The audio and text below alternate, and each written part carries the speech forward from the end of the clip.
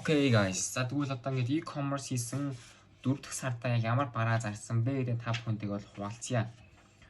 За миний санахын 4, 5, 6 дугаар сар эсвэл 4, 5 дугаар сар бараг 2 сар нэг бараагаа зарах гэж оролцсон санагдчихээн. Тэр нь ямар бараа юм бэ гэх юм бол автомат хумс авч байгаа.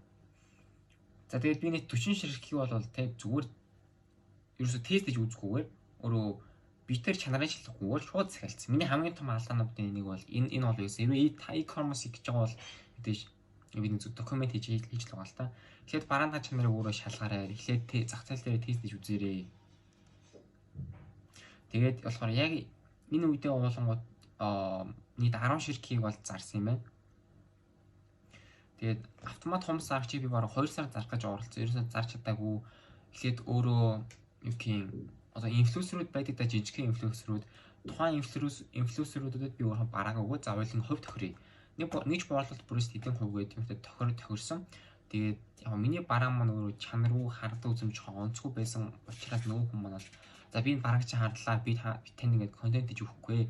Энэ чинь зүгээр гараа цахаас авчих боломжтой юм хямдхан ч онцгүй бараа байна. Би ийм хүнд рил хийж өгч чадахгүй гэж бодоод хэлсэн. Тэгээд энэ чинээс бол барааны чанар гэдэг юм бол айгүй сайн ойлгож авсан. Тэгээд энэ барааг бол одоо өөрөө reel spamчиж үзлээ, ad явуулчих үзлээ, инфлюенсерт одоо хандчих үзлээ. Тэгээд тэнцээс ганц зөвшөөрсөн инфлюенсер нь бол тэрл байсан.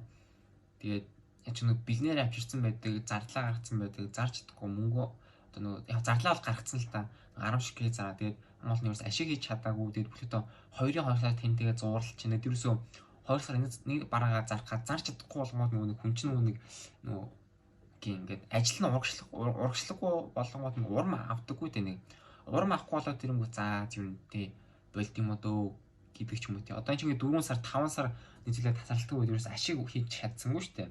Тэгээд нэг хүн чинь ингээд нэг юм ингээд одоо олон эсвэл те урт хугацаанд тэгээд үрдэн үзэхгүй байх юм бол burn out-нд орох шантрах гэдэг ч юм уу аль зүйл жоохон те сэтгэл зүйн жоохон тийм онцгүй болдог ч юм уу тиймэр асуудлууд гардаг.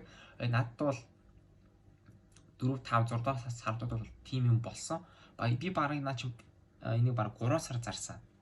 Тэгээд энэний ардаас бол тий одоо за болидо би хийж чадахгүй маань. За ингээ болий гэдэг одоо шантараад бол гарсан. Тэгээд 7 дугаар сард бол би бол comeback хийсэн байгаа.